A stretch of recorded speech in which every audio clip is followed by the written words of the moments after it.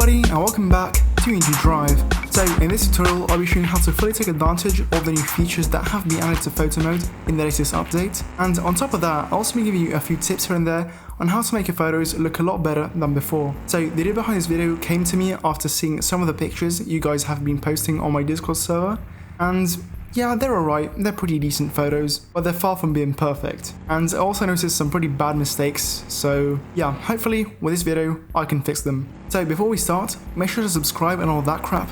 And with this being said, I don't waste your time any longer, so yeah, let's get into it.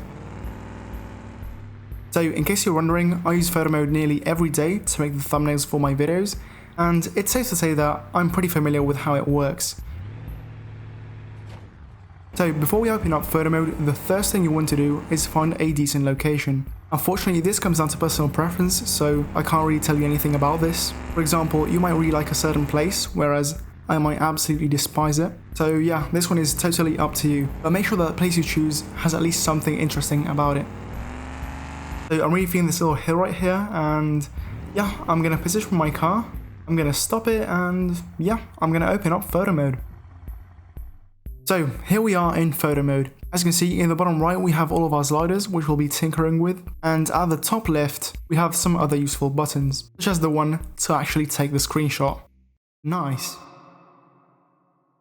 So before even touching the sliders, the first thing you want to work on is your composition. Basically move the camera around and see what works.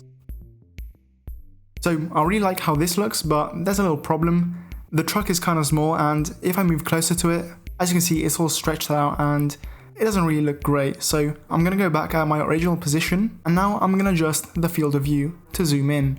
So as you can see right now, it's at 60 degrees, which for me is a bit too wide. So I'm going to zoom in at about 38. Yeah, why not? Even a bit lower. After this, readjust your camera, and yeah, once you're happy with it, you're fine.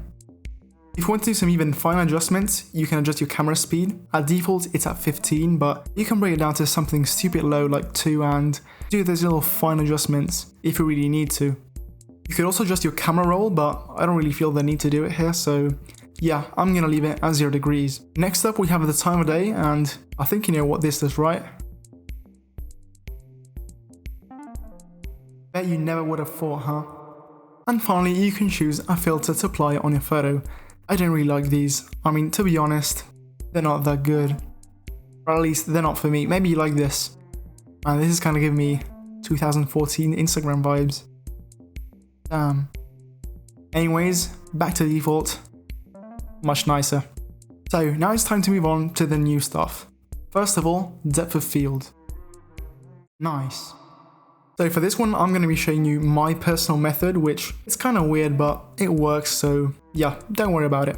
The first thing you want to do is turn the aperture to its max. Next up, increase both the far blur strength and the near one to the max, and as you can see, we now have a blurry mess. So right now you're thinking, what the f is this? I'm going to click off. Now you want to go on the focus distance and slide it around until you see your car in focus. Do some slight adjustments, and yeah, with this you nailed your focus distance. Nice.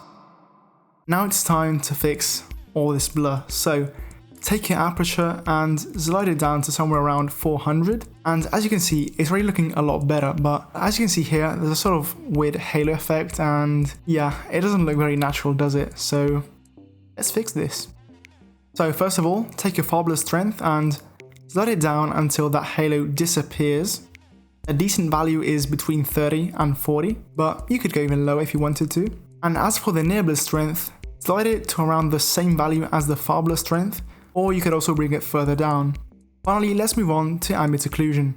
So first of all, bring the quality from normal to high. Only high quality stuff here. Then take the contrast and raise it to about 5. And finally, as for the radius, I don't really know what this does, so yeah, just fiddle around with it and see what works. So to see the full picture, I'm going to collapse the menu by pressing this little red arrow. And yeah, it's looking pretty good. At this point, you want to make the final adjustments, so move the camera a bit, tinker with the depth of field, and yeah, for example, I think I'm going to lower the near blur strength just by a bit. Yeah, once you're happy with how it looks, it's time to actually take the screenshot. don't press escape because you'll lose everything. Trust me, it has happened to me a stupid amount of times, and it's not nice. So head to the top left and you'll see a take a screenshot button and a take a big screenshot button. So for my thumbnails, I use take a screenshot, which takes me a 1080p photo, but for anything else, I recommend going with a big one. So yeah, we're gonna press this one. Finally, if you want to open up your screenshot folder, it's pretty simple. There's that little icon right there, very intuitively shaped as a folder, and yeah, just press on it and there you'll find all your screenshots. You could actually record some pretty cool cinematics with this. Not gonna lie, should I make a tutorial on how to make cinematic videos? Yeah, maybe I should. Let me know in the comments. Anyways, this was it. So I'm very looking forward to seeing some of the photos you take on my Discord, and hopefully I can give the notorious photographer role to more people. So yeah, thank you so much for watching, and if you enjoyed it, make sure to subscribe and all that crap, and yeah, with this being said, I guess I'll see you very soon.